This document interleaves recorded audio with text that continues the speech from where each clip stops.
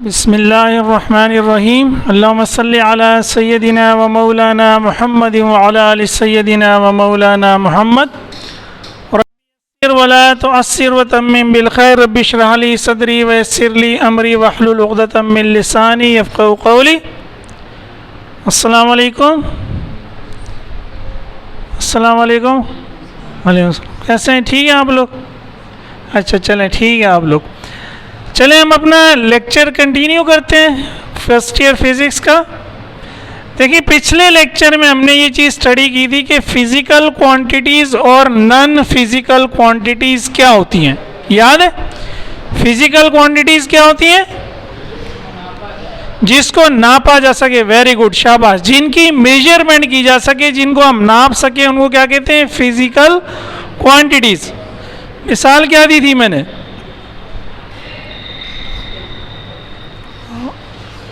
Stick को हम नाप सकते हैं, इसकी लंबाई ना, इंची टेप की मदद से कि यहाँ से यहाँ तक इसकी कितनी लंबाई है। ठीक है। और कोई मिसाल? दीवार की लंबाई भी नाप सकते हैं। और क्या करते हैं? जब आप सौदा खरीदने जाते हैं तो दुकानदारों क्या बोलते हैं? 1 किलो चीनी, 2 किलो चीनी, 4 किलो चीनी। तो ये लेंथ को भी आप मेजर करते हैं, मास को भी। किलोग्राम किसकी यूनिट है? मास की। पिछला जो लेक्चर है वो पढ़ के आया करें, ठीक है? पिछला जो लेक्चर है वो पढ़ के आया करें। तो इनको हम कहते हैं फिजिकल क्वांटिटीज, जिनको हम मेजर कर सकते हैं, जिनकी हम पैमाइश कर सकते हैं। और जिनकी हम पैमाइश ना कर सकें उनको क्या कहते हैं? नॉन फिजिकल क्वांटिटीज, जिनकी हम पैमाइश नहीं कर सके। वो क्या चीज़ थी नॉन फिजिकल? खा जाऊंगा तुम्हें आज। ये क्या है? गुस्सा है। ये क्या है? खुशी। कितना गुस्सा, कितनी खुशी, इसकी कोई पैमाइश नहीं है। लंबाई 1 मीटर है, 2 मीटर है, 5 मीटर है, 10 मीटर है, इसकी कोई वैल्यू है। तो जिसको आप वैल्यू असाइन करते हैं वो क्या है? फिजिकल। जिसको आप वैल्यू असाइन नहीं कर सकते वो क्या है? Non physical. और फिजिकल क्वांटिटी की एक डेफिनेशन और थी कि ये वो क्वांटिटीज़ हैं जिनकी मदद से हम फिज़िक्स के लॉज डिफ़ाइन करते हैं। क्या डिफ़ाइन करते हैं? फिज़िक्स के। ये मैंने एग्जांपल दी थी ना, F इजिकल्स टू m में। मास एक फिजिकल क्वांटिटी है, एक्सेलरेशन भी एक फिजिकल क्वांटिटी है, फोर्स भी एक। इन तीनों फिजिकल क्वांटिटीज़ ने मिल के ये लॉ बनाया F इजिकल टू m में। तो ये तीनों क्या हैं? ये तीनों फिजिकल क्वांटिटीज़ हैं। अगर ये तीनों ना होती तो हम सेकेंड लॉ को एक्सप्लेन नहीं कर सकते थे। तो हमने सेकेंड लॉ को एक्सप्लेन किया किसकी मदद से? फोर्स, मास और एक्सेलरेशन की मदद से। ठीक है।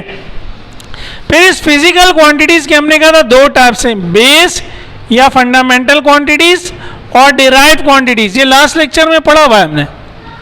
बेस क्वांटिटीज़ कहते हैं the minimum number of those physical quantities in terms of which other physical quantities can be defined are called base और fundamental quantities।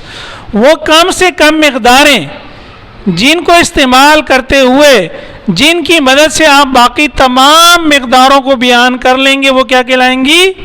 Base quantities. ठीक है।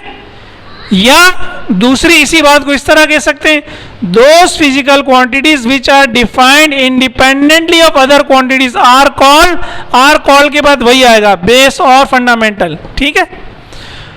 वो तबई मिक़दारें जिनको हम इंडिपेंडेंटली, आज़ादाना तौर पर बयान करते हैं, उनके बयान करने के लिए हम किसी और चीज़ का सहारा नहीं लेते। इंडिपेंडेंट का यही मतलब है। यही बात यहाँ कह दी गई है। Those physical quantities which are not defined in terms of other quantities are called base quantity. इनको किसी दूसरी क्वांटिटी की मदद से डिफाइन नहीं करते, इनकी अपनी डेफिनेशन है। जैसे मास क्या है? Quantity of matter. बस मादे की मिकदार जो है वो क्या है? कमियत। मादे की मिकदार जो है क्या है? तो मैंने कमियत को डिफाइन करने के लिए टाइम का, लेंथ का, वेलोसिटी का, एक्सेलरेशन का सहारा लिया। मैंने मास को डिफाइन करने के लिए किसी और क्वांटिटी की मदद ली? हाँ या ना? नहीं ली ना यार। मैं क्या कह रहा हूं? Mass is quantity of matter. इसमें मैंने लेंथ का जिक्र किया, टाइम का जिक्र किया, वेलोसिटी का जिक्र किया, एक्सेलरेशन का जिक्र किया, तो इसमें मैंने किसी दूसरी फिजिकल क्वांटिटी का जिक्र यार बोलो ना, जिक्र नहीं किया। जिक्र ऊंचा बोले भाई जी, ठीक है।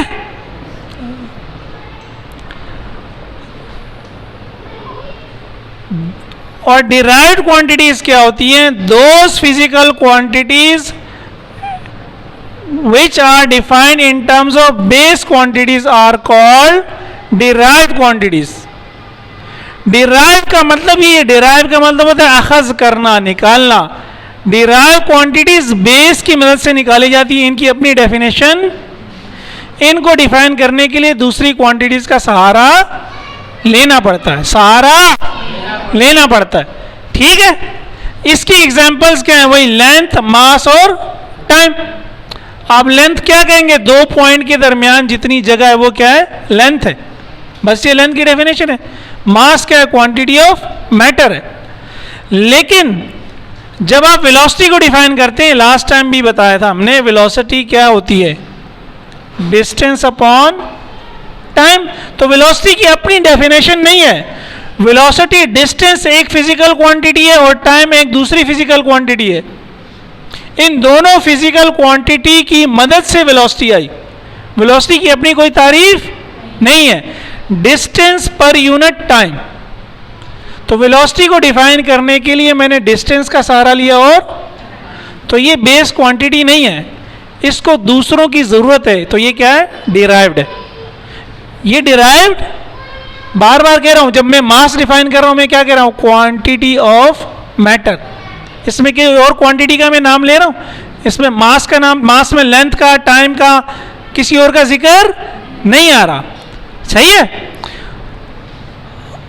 अब इसी चीज को अगर हम थोड़ा सा यूनिट सिस्टम पे अप्लाई करें, तो हम कहते हैं यूनिट सिस्टम क्या होता है? A set of fundamental and derived units is called a unit system. जो ये फंडामेंटल यूनिट्स हैं और जो ये डिराइव्ड यूनिट्स हैं, इनको मिला लें आप, इन सबको मिला के जो सेट बनेगा, सेट किसको कहते हैं? कलेक्शन को, मजमूए को, वो क्या कहलाएगा? यूनिट सिस्टम, ठीक है।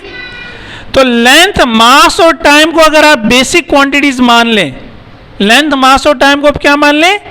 बेस क्वांटिटीज या फंडामेंटल क्वांटिटीज। तो इनकी जो यूनिट्स हैं उनको हम कहेंगे बेस यूनिट्स। इनकी यूनिट्स को भी फिर हम क्या कहेंगे? Base units. और इनकी मदद से जितनी क्वांटिटीज निकलेंगी उनकी यूनिट्स को हम क्या कहेंगे? Derive units. तो बेस यूनिट्स और डिराइव यूनिट्स मिलके क्या बना देंगे? Unit system. लेंथ की यूनिट क्या है? अभी आपने बताया ना, मीटर। मास की यूनिट क्या है? किलोग्राम। टाइम की यूनिट क्या है? सेकेंड। तो ये हमारी बेस यूनिट हो गई, सही है। अगेन इनको डिफाइन करने के लिए हम किसी दूसरी यूनिट का सहारा नहीं लेते। हम कहते हैं एक रॉड है, जो 1960 में साइंसदानों ने बैठ के कहा था, ये जो रॉड है, ये रॉड पूरी दुनिया में, ये रॉड 1 मीटर रॉड है बस। तो पूरी दुनिया में इसकी कॉपियां क्या कर दी गई? बना दी गई। 1 किलोग्राम का एक लिया गया कोई मैटर, और पूरी दुनिया को कहा गया ये क्या है? 1 किलोग्राम है। तो 1 मीटर को और 1 किलोग्राम को डिफाइन करने के लिए किसी दूसरी यूनिट का हमने सहारा नहीं लिया। लेकिन अगर अगेन यहां से मैं वेलोसिटी की यूनिट निकालूंगा, तो मैं कहूंगा वेलोसिटी की यूनिट क्या है? डिस्टेंस को नापूंगा मीटर में, टाइम को नापूंगा सेकंड में। तो वेलोसिटी की यूनिट मीटर पर सेकंड आई। तो कैसे मीटर पर सेकंड आई? कि मैंने डिस्टेंस की जगह मीटर रखा और टाइम की जगह। तो वेलोसिटी की अपनी यूनिट नहीं है। वेलोसिटी की यूनिट किससे निकली है? मीटर से और सेकंड से, सही है। मीटर और सेकंड की तारीफ पहले से मौजूद है, तब हमने किसको डिफाइन किया? मीटर पर सेकंड को। कि अगर कोई जिस्म 1 सेकंड में 1 मीटर फासला तय करेगा तो उसकी वेलोसिटी क्या होगी? 1 मीटर पर सेकंड, ठीक है, सही है। अच्छा, तो इसको कहते हैं यूनिट सिस्टम। अब अगर मैं इसी में कह दूं बेस और फंडामेंटल यूनिट्स, ये क्वांटिटीज की जगह मैं क्या लिख दूं? यूनिट्स।